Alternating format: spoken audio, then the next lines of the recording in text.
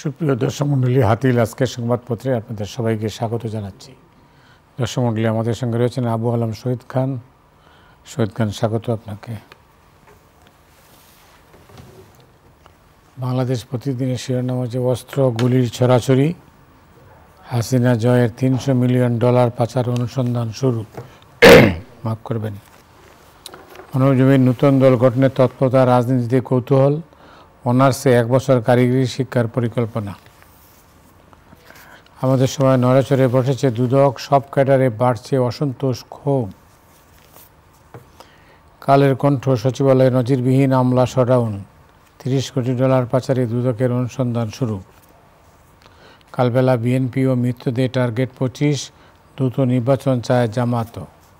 সময়ের আলো, স্থানীয় সরকার নির্বাচন নিয়ে ভাবছে না ইসি, 3,500 কোটি টাকা পাচার মা ছেলের। খবরের কাগজ, আবারও রোহিঙ্গা শরণার্থীর ঢল, ক্ষমতার ভারসাম্য রক্ষার সুপারিশ দেবে সংবিধান সংস্কার কমিশন।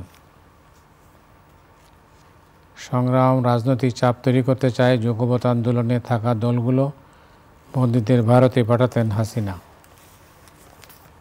ইনকিলাব, হঠাৎ বেড়েছে অপরাধ, অবৈধ ভারতীয় শ্রমিকদের গ্রেপ্তারের পাল্টা দাবি। করতোয়া হাসিনার বিরুদ্ধে রেড নোটিশের আবেদন, বঙ্গোপসাগর বড় বড় শক্তির নজরে পড়েছে। বিজনেস স্ট্যান্ডার্ড, জনতা 6 টাকা 10,000 crore liquidity support from central bank.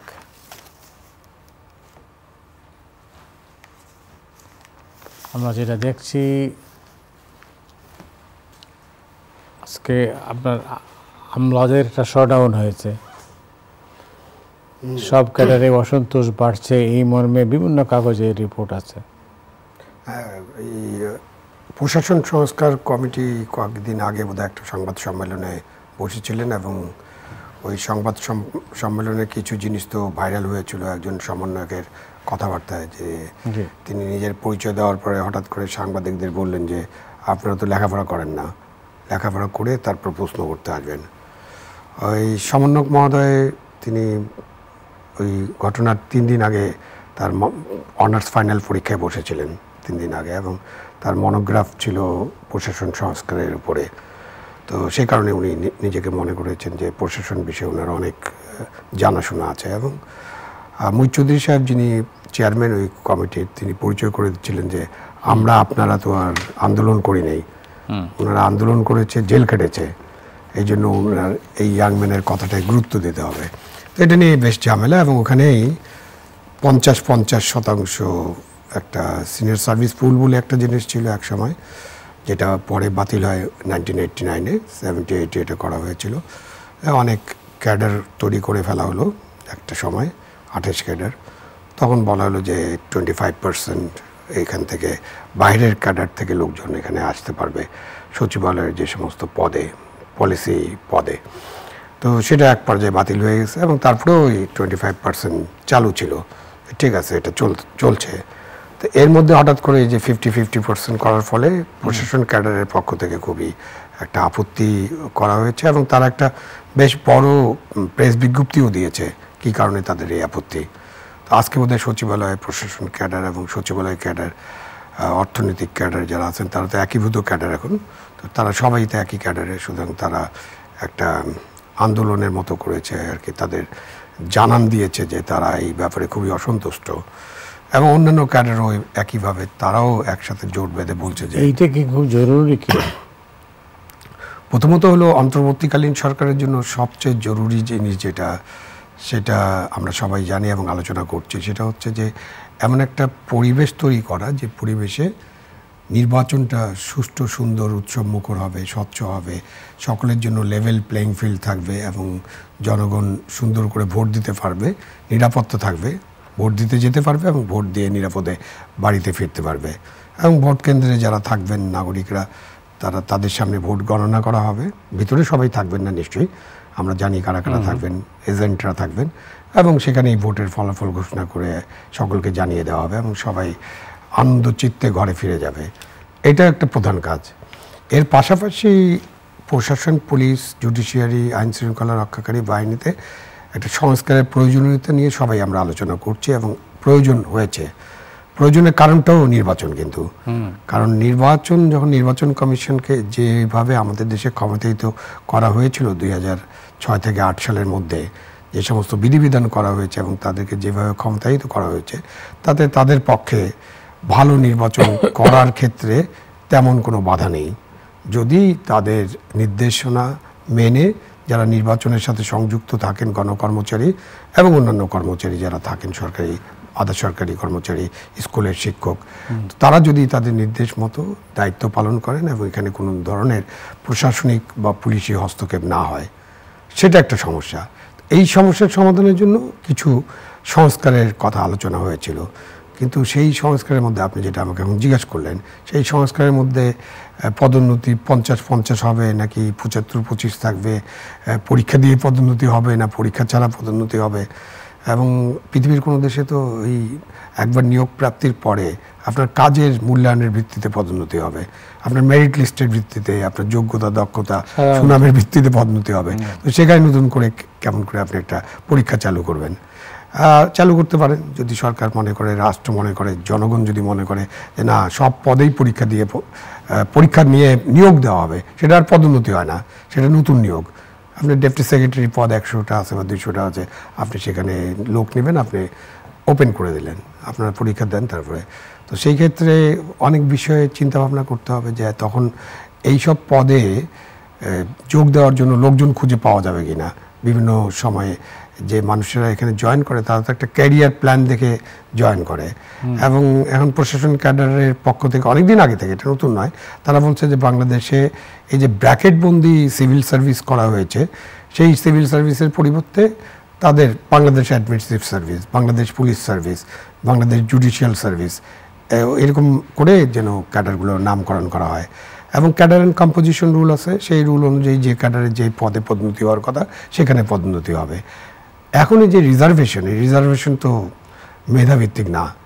একটা জিনিস যদি আমরা দেখি যে আপনি যখন তারা নিয়োগ প্রাপ্ত হলেন, তখন কিন্তু টপ যারা চান, টপে আছেন, তারা হয়তো ফরেন সার্ভিস, প্রশাসন, পুলিশ, ট্যাক্স এবং যেসব সেন্ট্রাল সার্ভিস আগে ছিল সেখানে যোগদান করেন।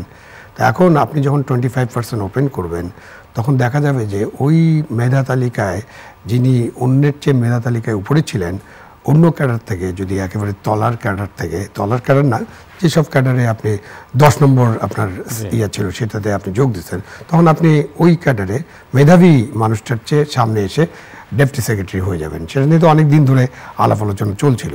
তো এর মধ্যে এখন আগুনে ঘি ঢালার মতো অবস্থা। এমনিতেই সচিবালয়ে পদবঞ্চিত মানুষদের, পদবঞ্চিত কর্মকর্তাদের অনেক দাবি দেওয়া আছে, তাদের নিয়ে একটা কমিটিও করা হয়েছিল এবং একটা সুপারিশও দেওয়া হয়েছিল। এখনও উপদেষ্টা পরিষদে সেই সুপারিশটা কী হয়েছে আমি লেটেস্ট জানি না, বাট এটা উপদেষ্টা পরিষদে নাকি আলোচনা হয়েছে, তার ভিত্তিতে কী সিদ্ধান্ত হয়েছে এটা জানা যায়নি। তো তার মধ্যে আবার 50-50, তার মধ্যে আপনি পরীক্ষা চালু করবেন। তো এই পরীক্ষা 50-50 এটার সাথে তো নির্বাচনী কাজের জন্য যে পুলিশ, প্রশাসন, জুডিশিয়ারি বা অন্যান্য আইন শৃঙ্খলা রক্ষাকারী বাহিনীর যে সহযোগিতা বা তাদেরকে যে কাজে লাগানো, সেটার ডাইরেক্ট কোনো কানেকশন নাই। তো সেই জন্যেই সংস্কার নিয়ে যখন কথা হয়, তখন আমাদের প্রধান উপদেষ্টা তো বলেছেন যে কিছু কিছু সংস্কার, কিছু প্রধান সংস্কার এবং সকলের সম্মতিতে আরও কিছু সংস্কার, বড় সংস্কার, তো সেইভাবে সংস্কারটা এগিয়ে যাবে। এখন যদি আপনি এইটা প্রধান সংস্কারের অংশ নয় বলে আমি ব্যক্তিগতভাবে মনে করি। তো এইটা নিয়ে এখনই এই কথাবার্তা বলার চেয়ে কী সংস্কার করলে আমরা প্রশাসন, পুলিশ এবং জুডিশিয়ারি, অন্যান্য আইন শৃঙ্খলা রক্ষাকারী বাহিনীকে নির্বাচনে স্বচ্ছভাবে কাজে লাগাতে পারবো, নিরপেক্ষভাবে কাজে লাগাতে পারবো, সেটা নিয়ে আমাদের মধ্যে বেশি ভাবনা করা উচিত ছিল। আমাদের এই কর্মকর্তারা, গণকর্মচারীরা নির্বাচনে যে ভালোভাবে কাজ করতে পারে এটার প্রমাণও আছে। যেমন আমরা একটা 15ই ফেব্রুয়ারি নির্বাচন ছিল, তারপরেই কিন্তু জুন মাসে একটা নির্বাচন হয়েছে, 90 দিনও লাগে নেই, 90 দিনের 2-3 দিন কম, এবং সেই নির্বাচনে ব্যাপক কোনো পরিবর্তন করা হয়নি, শুধুমাত্র সরকার পরিবর্তন হয়েছে। একটা হাবিবুর রহমান সাহেবের তত্ত্বাবধায়ক সরকার হয়েছিল। এই তত্ত্বাবধায়ক সরকারের সময় এই গণকর্মচারীরাই একটা ভালো নির্বাচন জাতিকে উপহার দিতে পেরেছে।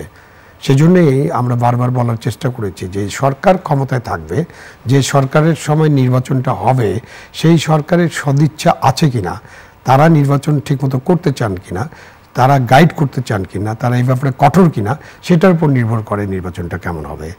সুতরাং সরকারের সদিচ্ছা এবং সরকারের সদিচ্ছা থাকলে গণকর্মচারীদের সেইভাবে ব্যবহার করা, যাতে করে তারা কোনো রকম এমন কোনো কাজ করতে না পারেন যাতে নির্বাচন বিঘ্নিত হবে বা নির্বাচনের ব্যাপারে প্রশ্ন উঠবে।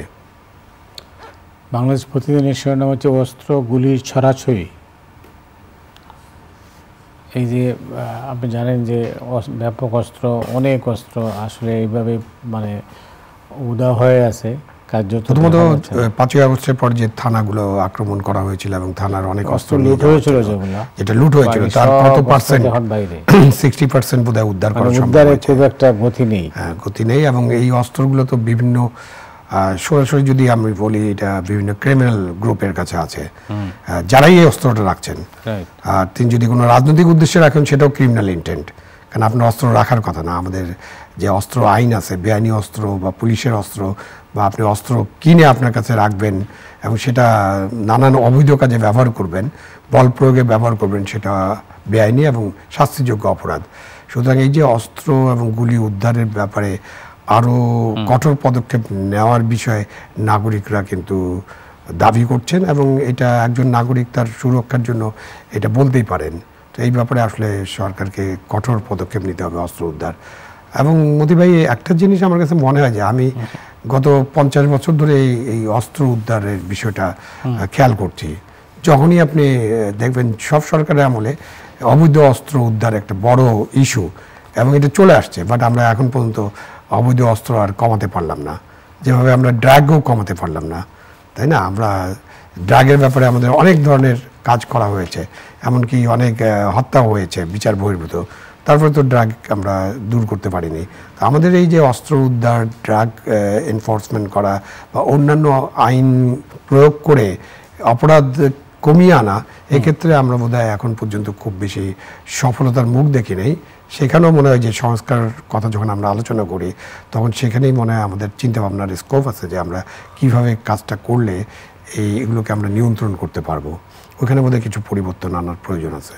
ইনকিলাব খবর দিয়েছে যে হঠাৎ বেড়েছে অপরাধ। বাইরে যদি অস্ত্র থাকে এবং আইন শৃঙ্খলা পরিস্থিতি যদি আপনি কঠোরভাবে নিয়ন্ত্রণ করতে না পারেন, তাহলে তো অপরাধ বাড়বে। সুতরাং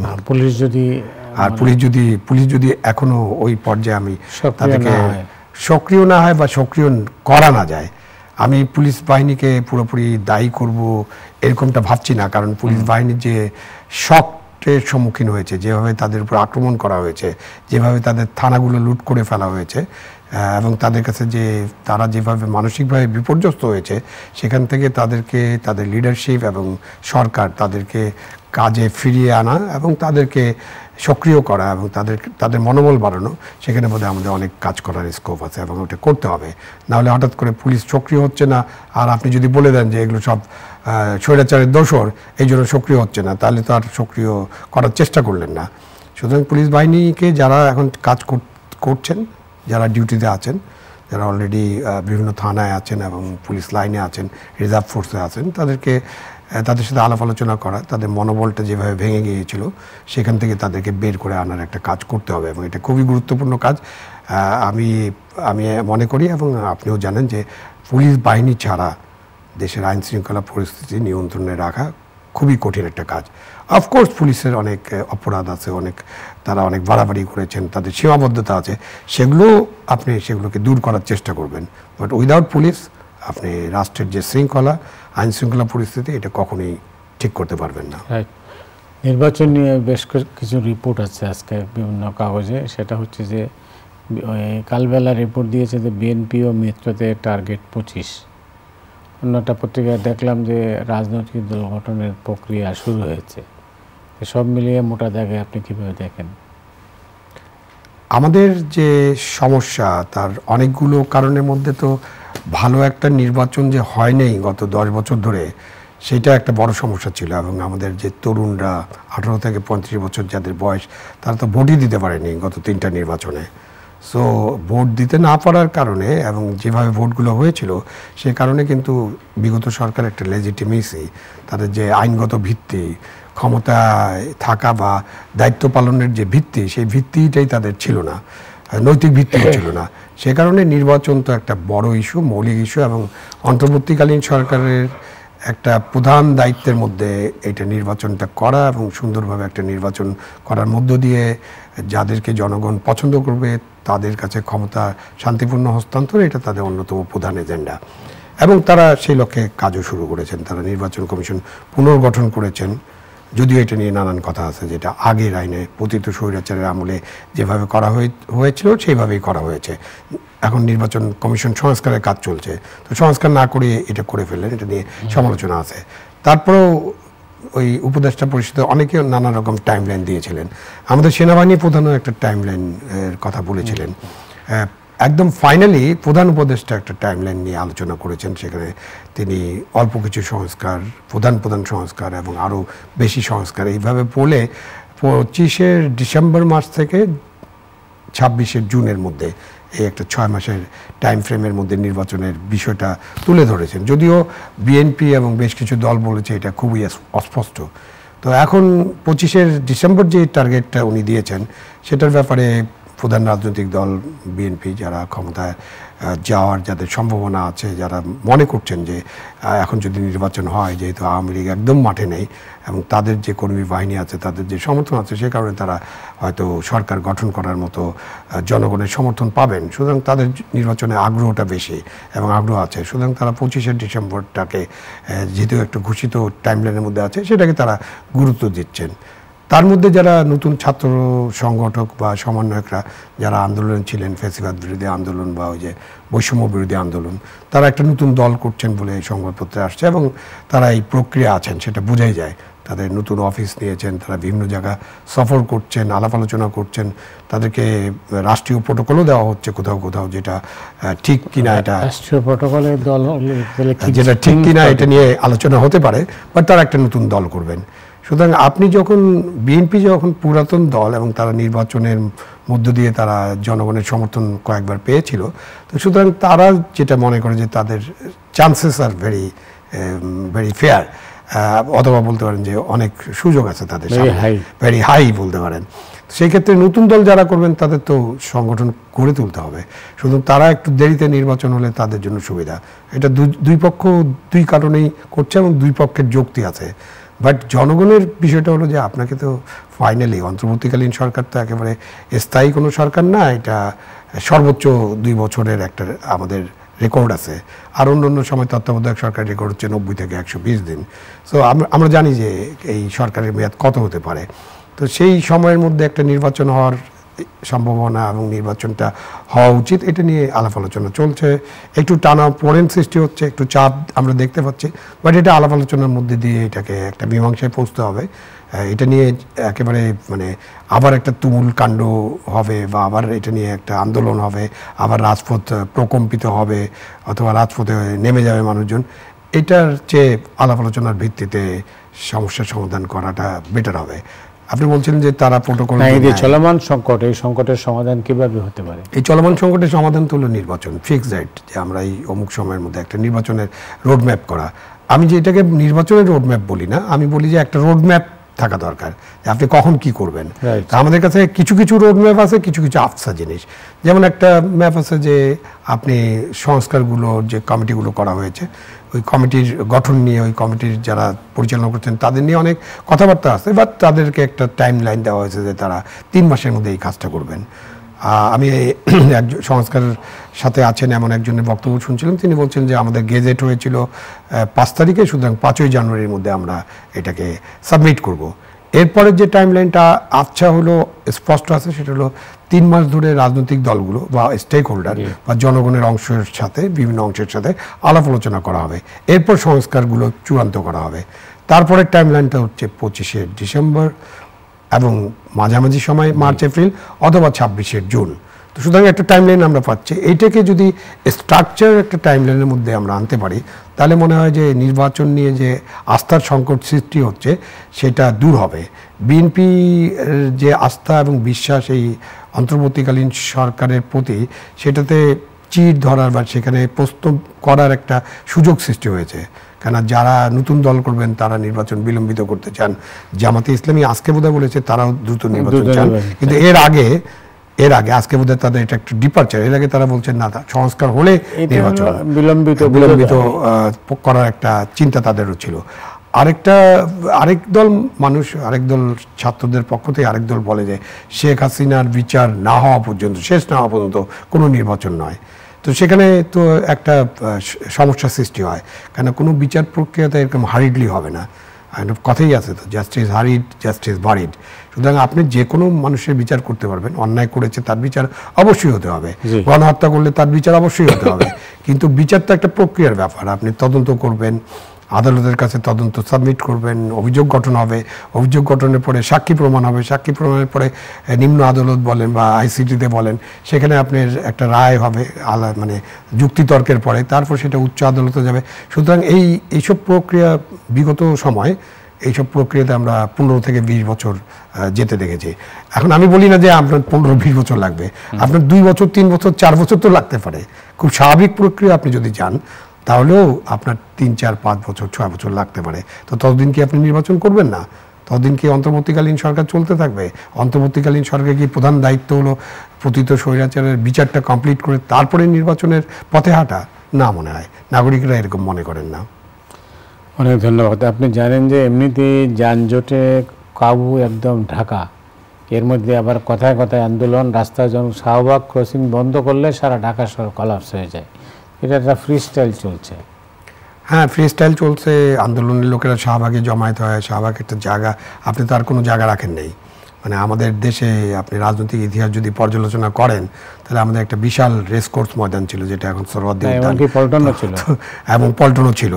তো এখন এই রাজনৈতিক কারণে, আমি বলবো এটা রাজনৈতিক কারণ, আপনার স্টেডিয়াম করার অনেক জায়গা আছে, আপনি অন্যখানে হকি স্টেডিয়াম করতে পারতেন, এখন তো বাইরে স্টেডিয়াম আপনি করছেন, প্রমাণ হয়েছে তো, মিরপুরে স্টেডিয়াম করেছেন, ওদিকে 300 ফিটের কাছে স্টেডিয়াম আছে, তার দিকে যাত্রাবাড়ির দিকে স্টেডিয়াম আছে, সো ইভেন কি কেরানীগঞ্জের দিকে আপনি বড় বড় স্টেডিয়াম করতে পারতেন। তো ইচ্ছাকৃতভাবে যাতে রাজনৈতিক দলগুলো সমাবেশ করতে না পারে সেজন্য আপনি পল্টন বন্ধ করেছেন। তারপর বাইতুল মোকাররমের যে টিকিট ঘর ছিল একটা, আপনার নিশ্চয়ই মনে আছে, ওইখানে টিকিট ঘরের উপরে যে স্টেডিয়ামের টিকিট ঘর, সেটার উপরে অনেক বক্তৃতা হতো, অনেক ছোট ছোট জনসভা হয়েছিল, কিন্তু জনসভাটা উনি করতে পারেননি শেষ পর্যন্ত। এটা টিকিট ঘরের উপরে, সেটা আপনি সাপ ছেড়ে দিয়েছিল, সেটা আপনি বন্ধ করেছেন। তারপর তো রেস কোর্সে আপনি গাছ টাছ লাগায় এটা বন্ধ করে দিলেন, যে কি কারণে আমি জানি না, তবে এটা আমার কাছে মনে হয় রাজনৈতিক, নিশ্চয়ই রাজনৈতিক কারণে আমরা রেস কোর্সটা বন্ধ করলাম। তো এইভাবে আপনি সংকুচিত করতে করতে এখন শেষ পর্যন্ত আপনি শাহবাগ জাদুঘরের সামনে একটা জায়গা রেখেছেন, যেখানে অনেক মানুষ দাঁড়াতে পারে, 12 জনও দাঁড়ায় কোনো সময় 12,000 লোক বা 20,000 লোকও দাঁড়িয়ে পড়ে। তো ওইটা একটা জায়গা আছে, সুতরাং ওইটার কারণে রাজধানীতে অনেক অচলাবস্থা সৃষ্টি হয়। বাট এই রাজধানীর অচলাবস্থা সৃষ্টির অনেক কারণ আছে। প্রথমত হলো এটা একটা পায়জামা সিটি। আপনি যদি দেখেন, আপনি দক্ষিণ এবং উত্তরের মধ্যে যখন তুলনা করেন তখন আপনি মাঝখানে তো আমাদের সেনা ক্যান্টনমেন্ট একটা আছে, তো ক্যান্টনমেন্টের ভিতর দিয়ে তো আপনি সহজে যাতায়াত করতে পারবেন না। সুতরাং আপনি ওদিকে যখন পায়জামার পরের অংশটা দক্ষিণ দিকে, আর উত্তরে এসে 2টা পায়জামার পা হয়ে গেল, তো এখানে একটা যানজট সৃষ্টি হওয়ার যথেষ্ট কারণ। তারপরে ওনারা দয়া করে আমাদেরকে যে ফ্লাইওভার করতে দিয়েছেন, সেই কারণে তো কিছু যানজট, মিরপুরে মানুষের কিছু সুবিধা হয়েছে।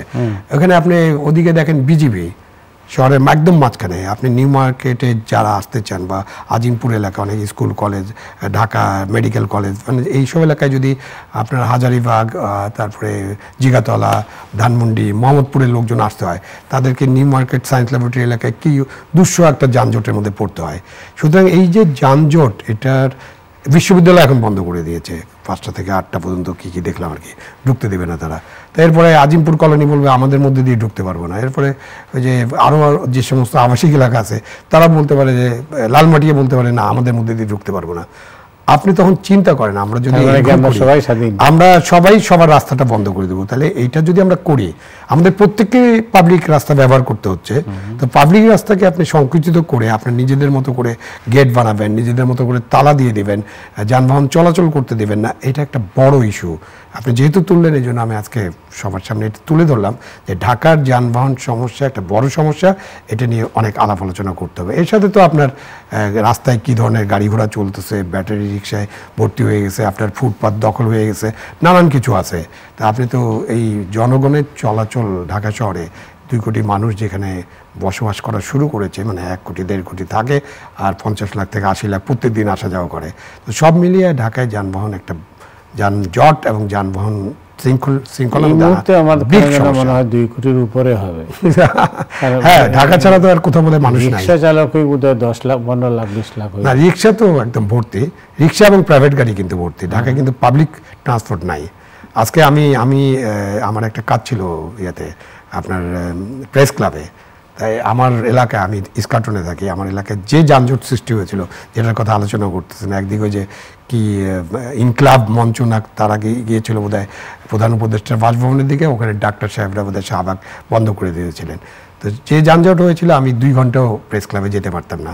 তো আমি বাসা থেকে নেমে হেঁটে শাহবাগ গেলাম, মেট্রোতে উঠলাম, 5 মিনিটে আমি প্রেস ক্লাব গেলাম, ওখানে 1 ঘন্টার কাজ ছিল, ওটা শেষ করে আবার মেট্রোতে ভিড় ছিল, আবার মেট্রোতে উঠে আমি শাহবাগে নেমে আমার বাসায় চলে আসলাম। যাই হোক, এটা পার্সোনাল সলিউশন আর কি। না ইটস ওকে, ঠিক আছে। অনেক ধন্যবাদ আপনাকে। দর্শক মণ্ডলী, আজ এ পর্যন্তই। আপনারা সবাই ভালো থাকুন। শুভরাত্রি।